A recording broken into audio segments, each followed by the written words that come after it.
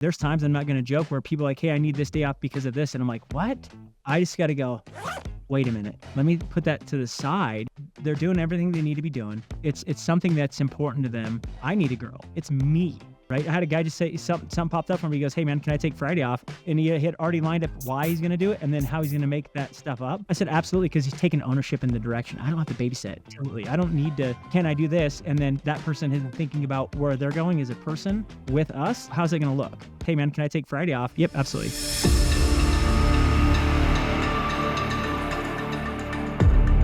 Hey everybody, welcome back to Never in Reverse podcast, always moving forward. At least I am. I'm your host, Axel, and Doug Cox. Doug, what's up, Jeremy? Just living, right? Just heading north, man. How about you? Yeah. No, same. All same good? Old dog and pony show. Yeah, all is good. A lot of good things going on. How's the last week been for you? You know, this week it's been good. It's been great. We had a lot of good things happen this week, but also a chance to just feel like I'm getting things cleaned up and off my plate. You know, just those daunting tasks that just kind of hang over you. Yeah, it's. I think we're both kind of in that like windmill, like this is tornado all the time. One thing, man, it's like, you know, and again, as the viewers, we kind of introduced in this last episode that what we do. So I'm on the OEM side of selling conveyors. Just to reiterate, Doug sells parts, belts, and help support customers in multi different facets through our sales in the dealer channel and for an organization called Fluent Conveyors. And just to reiterate that, just so you guys kind of get to know us a little bit better. But, you know, Doug, you know, there's a lot going on, man, in life, families. You know, I got to give everyone on our team, honestly, props. I mean, there's a lot of hats that everyone wears. And I just, you know, from engineering to sales to marketing, we all just have so much going on. And it's just to come in here and just still try to stay unified and head in the same direction. It's kind of an art, honestly. A lot of moving parts.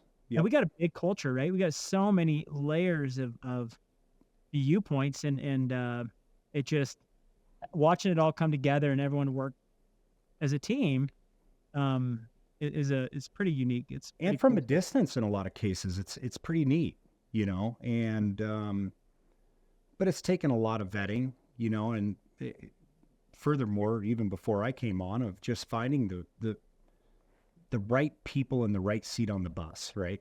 You know, 100%. So yeah, and it takes time. Yeah, but welcome, guys. We appreciate you guys diving into the new episode here. And one thing we want to inspire you guys to do is just to join us on this journey. And Doug and I, you know, we're still learning, man. There's so many, and our audience and our channels that we network with offline and just our connections. There's so much to grab little golden nuggets, as Doug would say, from people and just put them in your quiver and learn. And we want you guys to engage with us. And we're imperfect people just trying to find a perfect route to where we can improve. And I just think that there's so many experiences that I'm falling short on, and we'll dive into that in today's episode. And it's about just cultural intelligence, man. And whoa, that's kind of a deep subject, I think, going on. I think if you really just say that and just think about what that means, it's like, man, there's a lot more going on out in this world. About emotional intelligence, let alone cultural intelligence. I'm like, yeah. But just there's a lot going outside of our four walls in our own home. I mean, this world keeps spinning, you know. And you know what? I came from a small town in Southern Oregon. It's kind of the Klamath Falls. Look it up. Yeah, it's the father to where Doug lives in Bend. But no, you don't go to Klamath Falls unless you have to, and 90% of the time you're passing through it. Hey, it is a beautiful area. I'm not gonna lie. I grew up fishing, hunting, camping, hiking, great outdoor. You were napping.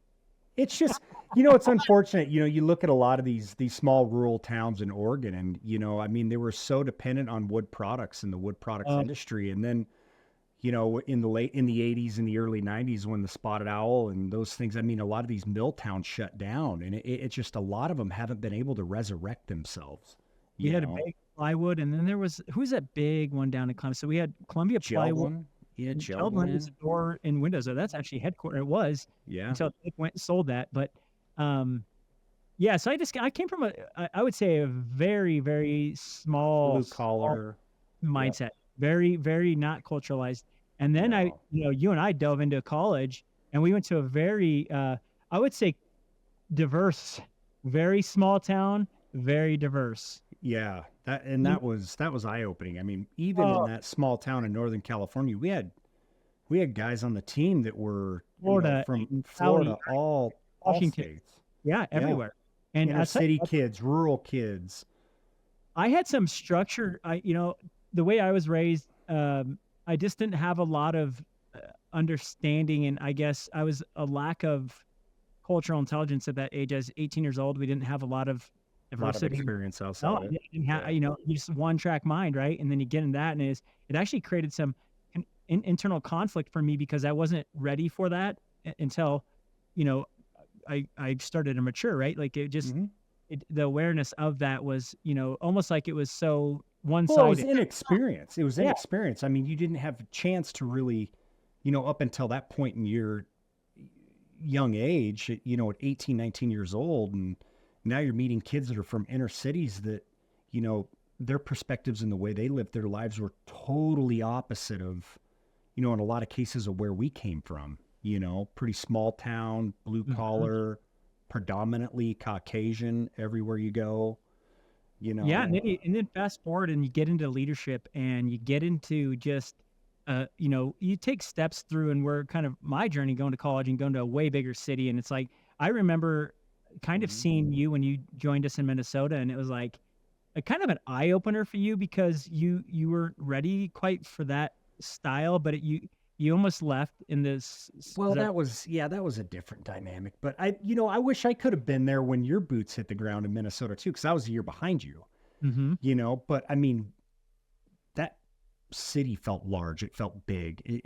Just a lot of things going on, and again, a lot of diversity Oh yeah. on the team. Kids from Florida, New Jersey, California. I mean, New Mexico. We had guys from Mhm. all over the Arizona. place. Yep. Yeah. I think Washington, yeah, there's people from everywhere, but I think that the leadership side of that, and I still remember having internal conflict with the viewpoints, and I would say during those moments when I was just in college, my emotional intelligence, it was kind of in alignment with my cultural intelligence. Just I was Yeah. so single sided around where we were going and what we should be doing instead of maybe taking little pieces of the pie from other people. I was so simple minded from that small town, right? And I just, as if we've evolved and we have diversity and, the Mhm. global viewpoints that are now I would say they're of abundance. The talent that we see and we've aligned ourselves with culturally, it's wonderful, and it's given us the ability to also see things from not just that small town, but just Mhm. other areas that I likely wouldn't have ever thought of or seen or understood. But that ability to navigate that, there's just global talent. It's Oh not yeah. not it doesn't have to be in your backyard. No, no. And I mean, you've done a great job of, recruiting and finding, Hmm. global talent that really pair well with Fluent Conveyors, with the brand, just our culture, our structure, our guidelines. I mean, in alignment with that. And I think that might be intimidating for a lot of organizations because, we've always been so brick and mortar, right? In companies and organizations, you don't look outside of your region or your country for talent. It's there, and we've been fortunate enough to find some very talented individuals that are help elevating, Fluent Conveyors, this brand, never inverse, all of it. I mean, we're very fortunate. For the viewership, I don't want you to think that it's just come easy. There's been Oh, trials, tribulations, the incorrect alignment, move fit. too fast, fitment, right? Like, and as we've shifted there, I think one thing I was actually thinking about, like how culturalized we are, but is our core values, and truly that's one thing a goal of mine for 2025 is actually getting together as a unit and everyone becoming part of that and actually redefining our true core values as our team to make sure it includes our cultural operations with the core alignment of that we have that will never change, right? And that's to me, it's like being extremely efficient, fast moving,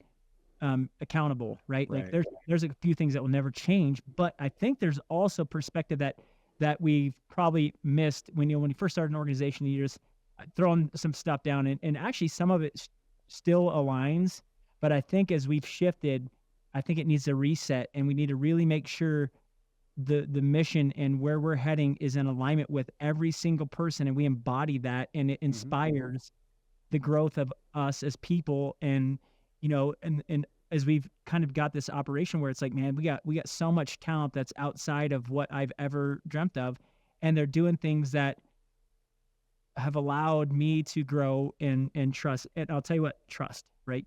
If with this style that we're heading with, it's like you have limiting fears, you're fearful.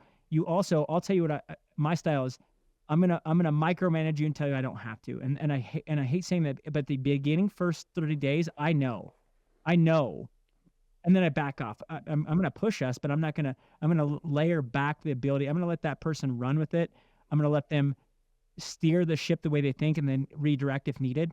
But I want them to give, I'll give critical feedback, and it's not personal. If that ship isn't in alignment with where we're going, we're going to steer it then back. There's a disconnect. And I'm going to take it off. But I'm going to steer back and get off and let those people go dive into where they want to go, because I understand the bigger picture, and I want that perspective that's not just me directing traffic and limiting what they can do, right? So when you inspire and you give people that ability and the cultural intelligence and having the awareness of the skill sets, redirect and let them try, right? Like, but if I have to keep redirecting, then I'm gonna start steering the ship a little bit different. And I'm gonna start realizing, do I have the right person on the right seat? Right.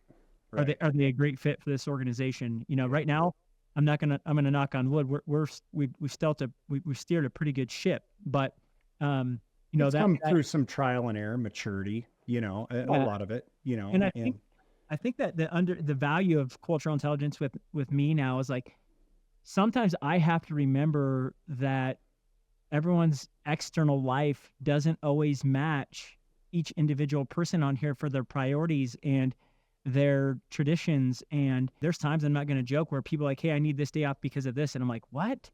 I struggle. And I just got to go, wait a minute.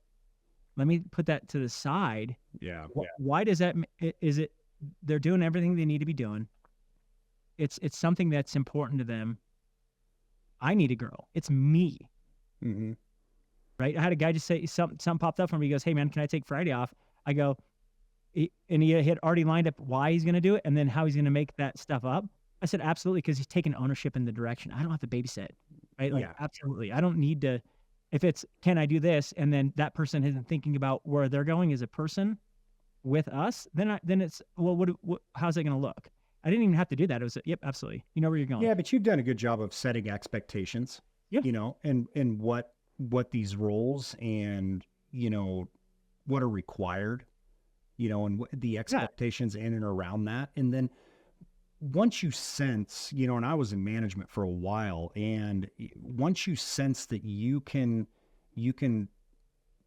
wholeheartedly trust that individual to run with things, and you can take the reins off, it's a breath of fresh air. But when you're consistently having to check in and hold people to the objectives and the tasks, that's when it wears you out. Yeah, and I think that we can take some of this and bring it back down to life, like our families, and like, man, how do we want to bring in perspective that is so much bigger than I was ever shown? I don't think I left my hometown for a long time, like until I was like 17. I don't even know, it was like very little. You're in a little bubble, right? Like, I don't want my kids to have that blinder on, right? Because this world's so big. And so we're going to take a quick break, and let's go dive into the kind of the internal cultural intelligence inside our families and our friends, and like, what does that look like for us? So you guys, and for viewers, like, let us know, like, what does cultural intelligence mean to you guys? Like, how important is it? Like, we're still learning. Like, this is a big topic in And 2025. experiences, like Yeah. what experiences you've had that have kind of opened your mind. Yeah, we'd love to learn from you guys. So you can jump over to our YouTube channel again. We're also on Facebook, Instagram, all that stuff. We'd love to hear from you guys and just chime in, guys. We want to keep learning and pushing ourselves. And but anyways, we're gonna take a quick break, you guys. We appreciate you jumping Tune on in. into this episode of Never in Reverse, guys. And we will see you guys here in just a minute. Take care. All right, guys, welcome back to Never in Reverse. Thanks for allowing us to take a quick break. More Cultural coffee. intelligence, Doug, Yeah. or the lack thereof, right? Like, whew, going into the family, man. I'll tell you, I'll start it off here.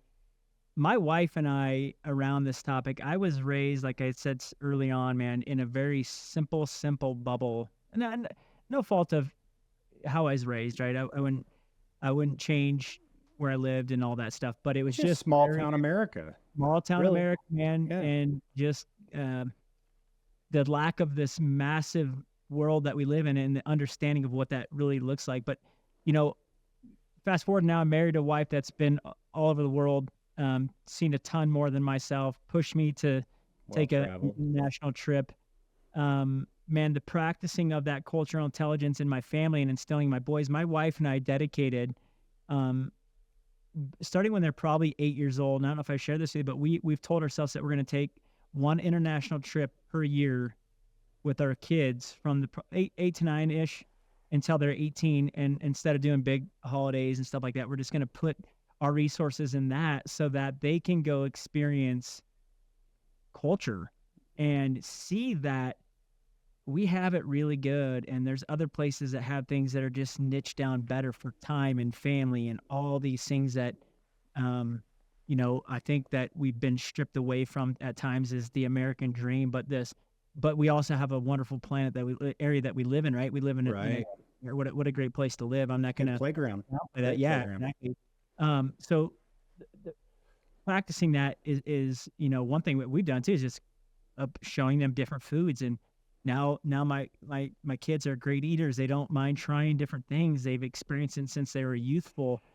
What have you done internally, like culturally, like for that? Like, have you dove in with your family behind those elements and like, hey, how can I show them viewpoints that aren't just rural, you're small town America, right? Yeah. I pretty much grew up in, for the most part, small town America. It was probably the beginning stages of the height of my dad's career. We moved again, and he was working for a big organization, Sierra Pacific. They're the largest private landowners in the United States, largest producer of softwood products, maybe in the world. I think they are in the world.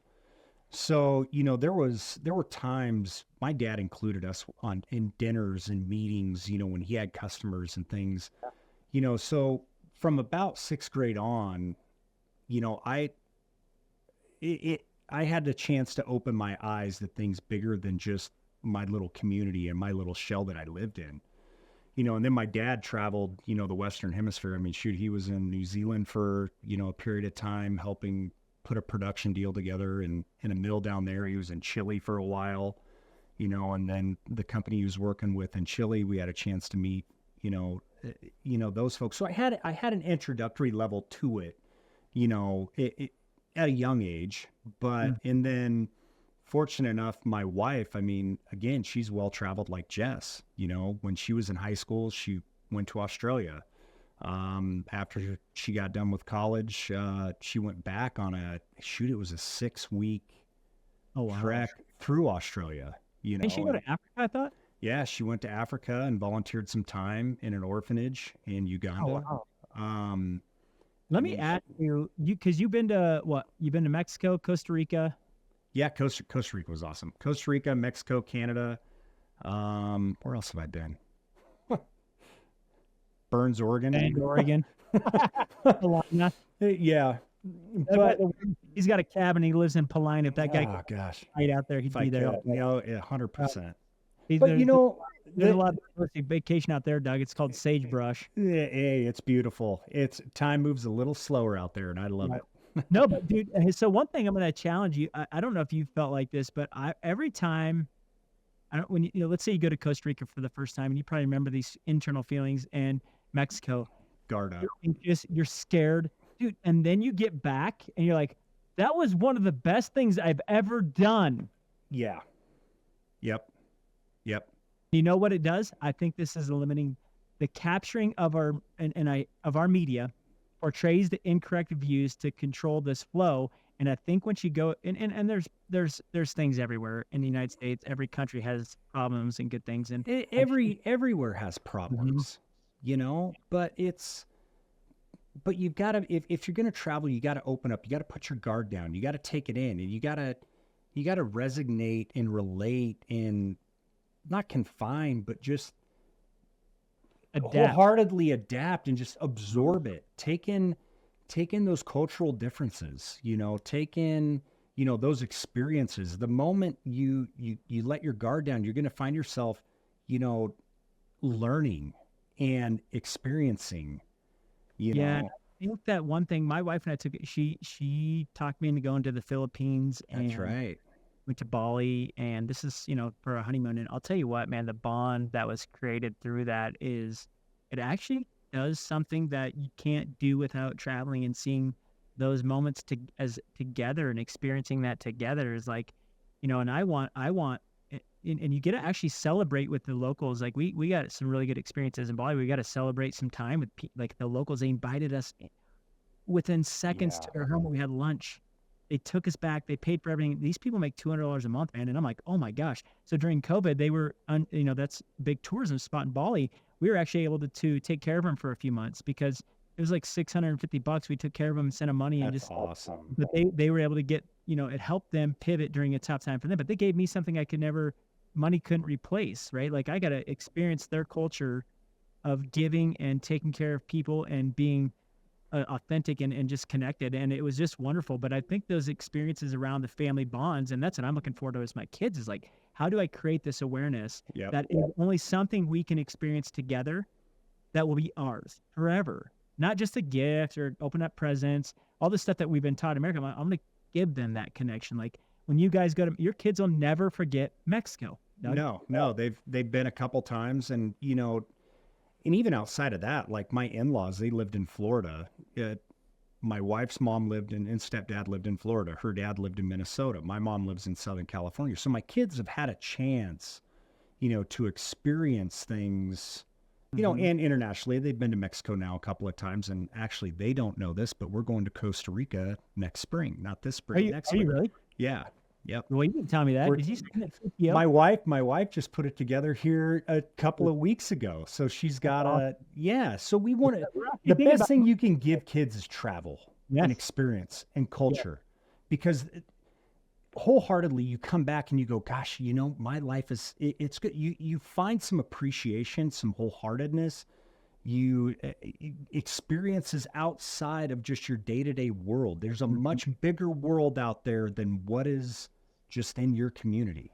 I think just the ability, that's a big Taylor, or viewpoint that I'm learning is like self-reflection. Every time I let my limiting beliefs be in the front end of something that hasn't actually occurred, like for instance, we're going somewhere, then I'm projecting all of these thoughts, which we like to all do. We're kind of like, are we going to be safe? Are my kids going to be safe? All these projections, and then you go experience it, and it's totally opposite of what you wasted all this energy on. And so worried about your comfort level. Oh, yes, exactly. Like this bubble, right? Like self-reflection for me during my travels is like, man, and cultural intelligence and the differences in cultures. I'm starting to learn, like, there is so much still that I can learn. My living small town that is instilled in me sometimes needs to it needs to do it a lot, and we see it a lot. Walls down. We see it a lot in our industry through scrap and waste, and we see all of these viewpoints that I've learned. And some of our best clients are from the international sector, and they're phenomenal human beings. Oh, they're Their house is my house, and when I say that, I mean I got to give props to JB, man. That guy. I was just gonna say there needs to be more JBs in the world. Salt of the earth. Yep. His car, my car. You remember? Yeah. Take whatever you want. No, he'd take the shirt off his back. Yep. he's a giver, right? But I And think that East Indian culture is, Mhm. when there's bonds and there's connection and there's trust, in, I don't know, JB is just that there's been a lot of great takeaways in the conversations that we've had with him, over the last couple of years. And then when we go to REMA, formerly ISRI, the big scrap expo, I mean, it's a global market. It's a global trade, right? I mean, it's not just, materials in the US. I mean, there's a lot of offshore, yeah, market and opportunity, and JB's well connected in diverse in that. And I mean, when you look around the room, you've got people at that conference from every continent. And you just see the way they conduct themselves, how polite they are, how grateful they are. And there's just a lot of takeaways in those experiences when you get yeah. around people outside of just your bubble. And I think it's just time to like for me and hopefully viewers, it's just like lay down some belief systems and just let them. There's a book that I want to dive into. It's I think it's just let them. So everything outside of you, quit trying to control it and just let it be, right? Like Don't be that. so guarded. Don't be so sheltered. Don't be. Don't let the blind, because if you do that and you can the blind, there's going to be things that are happening around you that you're not going to be paying. There's going to be blind spots all over culturally, talent wise, interactions, Oh, yeah. connection. If you just let small town Oregon, which I'm guilty of, man. Like sometimes it's like a one lane track, and I don't believe there's another route. And I'm starting to learn with our team is like, man, I got to step back and go. If I put them in these boxes, I'm going to be limiting their ability to do what they can do, or maybe a talent or a skill set that or something that they saw that I'm not seeing, right? But I'm protecting their ability to cover up those blind spots, maybe where I'm not seeing it. So I think that just being more self-aware in this global structure with everything and the talent and the connections that we can have in day-to-day life, I think it's super important for us all to Yeah, and I just think we're fortunate enough, Jeremy. I mean, we've got, our reach and our connections, throughout, I'm going to say primarily North America. I mean, we do some business in Mexico. I mean, but then again, just even the dialogue and the way you have conversations with maybe somebody in the South, being from the West Coast, I'm sure a couple of our vendors and customers probably think we talk too fast, we move too fast. me And talking fast. oh, buddy, and you don't sit still for a moment, Buddy, I'm in here. I'm relaxed, and these. I'm trying to go slow motion right now. No, but no, Doug, I think you're right, and I think But we're we're gonna fortunate enough to yeah. I have think these experiences. as a viewership is like, what have you guys done to adjust culturally? Like, how have you guys engaged in this and grown? Is there things that you've learned in your day to day life that I'm still learning? This is a big change for me in this industry. And it's been 10 years, but still I'm still learning, man. And I think Mhm. this is something that we all got to engage with. And especially as we keep evolving as a team, I think it's just, man, just sit back and let our team bring in some perspectives of things that our culture doesn't see that can Mhm. better us, right? Like give yourself that space. And so, no, guys, we're gonna jump off here though. I think this is coming to an end, and we appreciate you guys diving in this. We're out of time today. We are, man. It's time. Awesome. I Yeah, you don't have to didn't deal get with a me. chance to dig No, on you too much today. I'm kind of no, bummed, but but cultural intelligence. So let's you guys, if you guys got any comments, go ahead and hit our YouTube channel up. We would love to hear from you guys and any feedback that you guys have or experiences around cultural intelligence and things, how you've kind of grown and navigated. That'd be awesome. So go to our YouTube channel, LinkedIn, we're on there, X, Instagram, TikTok. I don't know, all of them. TikTok, you're on TikTok? I think we're on there. I don't know how they let me on there, but Trump turned it back on, so I think we're good. Yeah. No, but we appreciate you guys. Jump in and follow us, and Thanks we again. we love to explore this journey with you guys. Until next time, guys, we'll see you guys hopefully on the next episode. And like, download, subscribe, and we appreciate you guys and see you guys next time. Have a wonderful day. Take care. Thank you.